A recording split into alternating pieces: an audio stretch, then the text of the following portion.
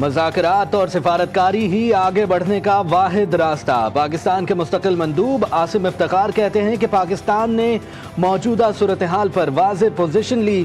پاکستانی قیادت نے کشیدگی کے خاتمے کے لیے کئی ملکوں سے رابطے کیے۔ تنازع کے پرامن سفارتی حل کے لیے اجلاس کیے گئے۔ ایران امریکہ کے مذاکرات کو اسرائیلی حملوں نے متاثر کیا۔ صدر ٹرمپ کے دعوے غلط نکلے۔ ایران کی جوہری تنصیبات مکمل نہ ہوئیں۔ سی این این پر شائع امریکی انٹیلیجنس رپورٹ کی ابتدائی رپورٹ میں انکشاف۔ رپورٹ کے مطابق امریکی حملے سے ایران کا جوہری پروگرام محض چند ماہ ہی پیچھے گیا۔ نیوکلیئر پروگرام کے بنیادی اجزاء کو نقصان نہیں پہنچا۔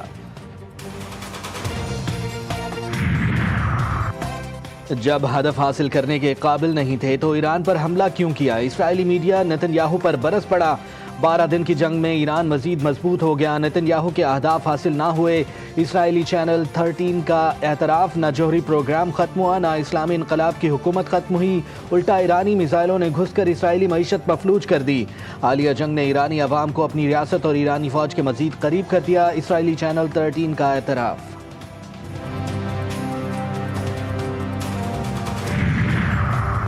اسرائیل میں جو تباہی ہوئی وہ نتن یاہو کے لیے شدید رسوائی کا باعث بن گئی۔ ایران کے خاتم الانبیاء مرکزی ہیڈ کوارٹر کے ترجمان نے اسرائیل میں پھیلے ملبے کی تصویر جاری کر دی۔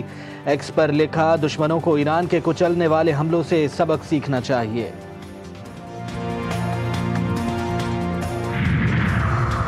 پچہتر سال میں پہلی بار کسی امریکی صدر کی جانب سے اسرائیلی حکام کو شرپ کال اور گالیاں۔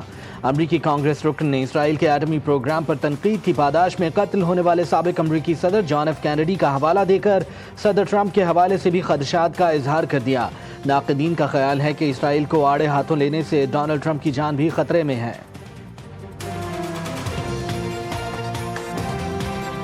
آج جو اس نے گالیاں دی ہیں نیتن یاہو کو، پہلی دفعہ 75 ایئرز کی تاریخ میں ہوا ہے کہ ایک امریکی صدر نے اسرائیل کے خلاف کھلی بات کی ہے، اور میرے خیال میں اسرائیل لابی شاید اب اس کو معاف نہ کرے۔ اور جان ایف کینیڈی نے جس دن کہا کہ میں ڈیمونا ری ایکٹر جہاں نیوکلیئر بم بنا رہا ہے سیکرٹلی، اس کی فائلز چاہیے، اور یہ ایپیک جو ہے امریکن اسرائیل پبلک افیئرز کمیٹی، اس کا میں دیا پنچ سارٹ آؤٹ کرتا ہوں، اور اس کے بعد آپ کو پتہ ہے کیا انجام ہوا۔ ٹرمپ کی سیاست یا چوراہا، یو ٹرن پر یو ٹرن۔ کل تک ایران کا کٹر دشمن، آج مہربان۔ سوشل میڈیا پر پوسٹ میں کہا، چین ایران سے تیل کی خریداری جاری رکھ سکتا ہے۔ امید ہے چین امریکہ سے بھی کافی مقدار میں تیل خریدے گا۔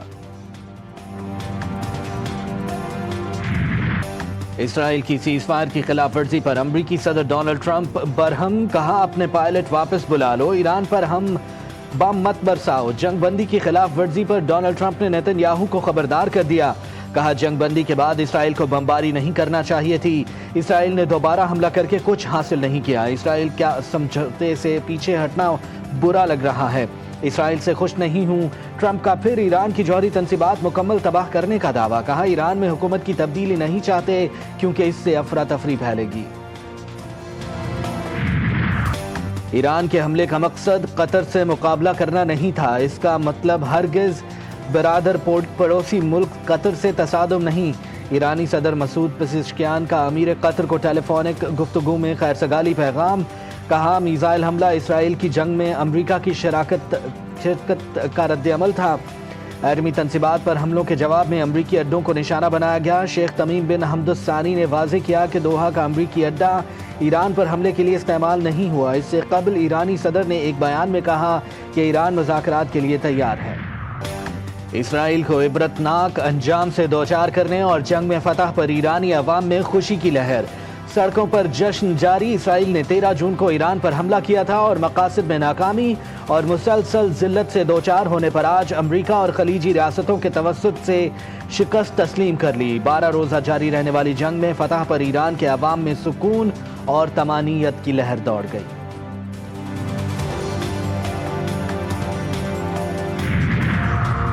وزیر اعظم شہباز شریف کا سعودی ولی عہد شہزادہ محمد بن سلمان سے ٹیلی فونک رابطہ۔ سعودی ولی عہد کو حج کی مبارکباد، پاکستانی حجاج کی میزبانی پر شکریہ بھی ادا کیا۔ بھارت کے ساتھ کشمیر، پانی، تجارت اور دہشت گردی پر بات چیت کی پیشکش۔ وزیر اعظم شہباز شریف نے کہا، ایران اسرائیل تنازع پر پاکستان نے پرامن حل اور بین الاقوامی قانون کی پاسداری پر زور دیا۔ سعودی ولی عہد نے خطے میں امن کے لیے پاکستان کے کردار کو سراہا. شہباز شریف کا ایرانی صدر کو بھی فون. مذاکرات اور سفارتکاری کے ذریعے امن کی بحالی پر زور. کہا پاکستان مشرق وسطیٰ کی بدلتی صورتحال پر مستقل طور پر نظر رکھے ہوئے ہے. شہباز شریف سے قطر اور سعودی عرب کے سفراء کی ملاقاتیں. امیر قطر اور عوام سے گزشتہ روز کے حملوں پر اظہار یکجہتی کیا.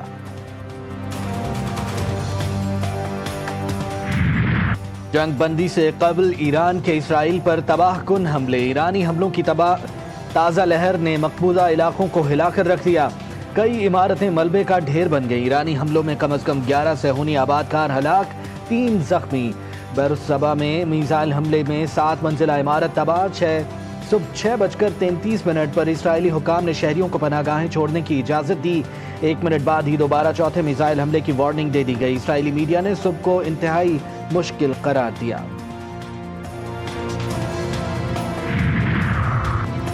جنگ بندی صرف اسرائیلی حملوں کی بندش سے مشروط. ایرانی وزیر خارجہ نے واضح کر دیا ایران نے صرف اس شرط پر حملے روکنے پر آمادگی ظاہر کی. ایرانی افواج نے آخری لمحے تک اسرائیلی حملوں کا بھرپور جواب دیا. اگر اسرائیلی قبضہ برقرار رہا تو ایران کا رد عمل دوبارہ شروع ہو سکتا ہے. ایران نے جنگ شروع نہیں کی بلکہ اسرائیل نے جارحیت کی ابتدا کی.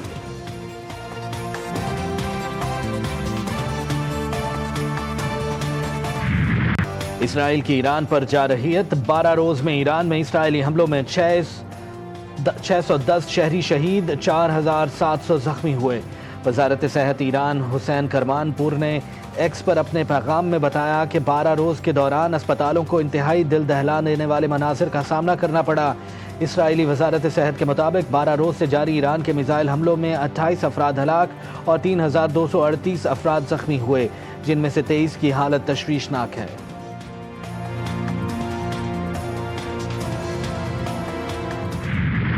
has repeatedly talked about continuing the negotiations in Palais. Repeatedly telling Iran to come on the negotiation table is, I think, ridiculous.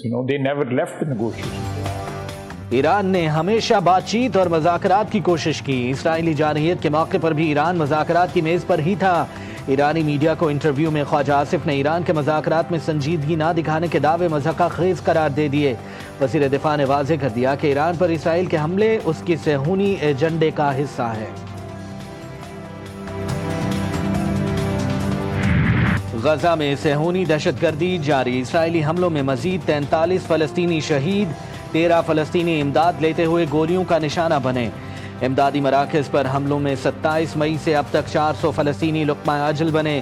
Jabalia, بیت اللہیہ، نصیرات کیمپ میں تباہی، درجنوں زخمی. شجاعیہ اور صلاح الدین اسٹریٹ پر بھی گولہ باری.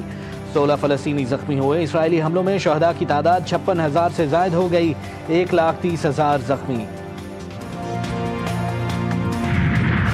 سیکیورٹی فورسز کا جنوبی وزیرستان کے علاقے سراروغا میں بڑا آپریشن. بھارتی سپانسرڈ 11 دہشت گرد ہلاک. شدید فائرنگ کے تبادلے میں میجر سید معیز عباس شاہ اور لانس نائک جبران اللہ شہید. ISPR کے مطابق 37 سالہ شہید میجر معیز عباس کا تعلق چکوال سے ہے.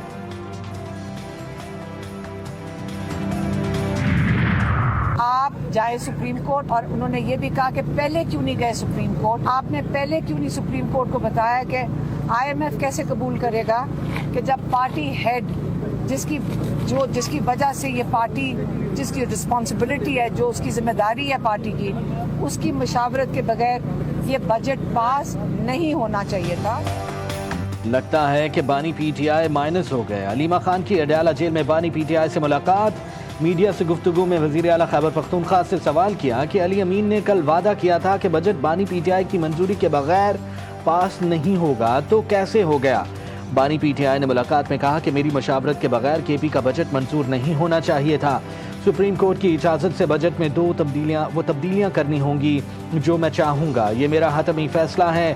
علی امین گنڈاپور کو ان کے پاس بہت پہلے آ جانا چاہیے تھا. ہمارے جیتے جی بانی PTI کو کوئی مائنس نہیں کر سکتا. لوگ کسی اور ایجنڈے پر کام کر رہے ہیں. وزیر اعلیٰ خیبر پختونخوا علی امین گنڈاپور کا علیمہ خان کو جواب. کہا کہ بانی PTI تب مائنس ہوگا جب ہم مرے ہوں. بجٹ منظوری کے بعد سے غدار اور -1 کرنے کی بے بنیاد مہم چلائی جا رہی ہے. اگر بجٹ منظور نہ ہوتا تو صوبے سے حکومت ختم ہو جاتی. 30 جون تک بجٹ پاس نہیں ہوتا ہے تو 1 جولائی کو آپ فائنینشیل کرائسس میں چلے جاتے ہیں, آپ کے پاس پیسے نہیں ہوتے ہیں. تو میں نے پہلے ہی کہا تھا کہ انڈے دینے والی مرغی جو ہے اس کو کبھی ذبح نہیں کریں. پھر یہ کرپشن کیسے کریں گے, نوکری کیسے بچیں گے, فنڈز میں گھپلے کیسے کریں گے, کوہستان اسکینڈل کیسے بنائیں گے, گندم کا اسکینڈل کیسے بنائیں گے, چینی کا اسکینڈل کیسے بنائیں گے. اس ساختہ ٹائپ ایک میٹنگ کی اور کل انہوں نے جو ہے وہ بجٹ پاس. یہ انڈا دینے والی مرغی کو کبھی ذبح نہیں کریں گے. گورنر خیبر پختونخوا فیصل کریم کنڈی کا علی امین گنڈا پور پر طنز. کہا اگر یہ بجٹ پاس نہیں کرتے تو کرپشن کہاں سے کرتے, کوہستان, گندم اور چینی اسکینڈل کیسے بناتے.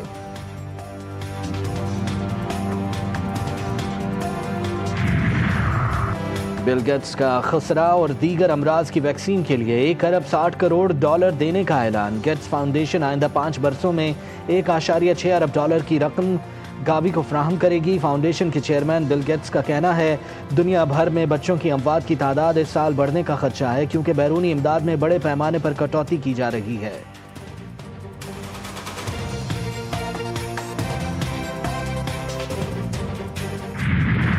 اور ملک بھر میں آج سے شدید بارشوں کی پیشگوئی. سیلاب, لینڈ سلائیڈنگ کا الرٹ جاری.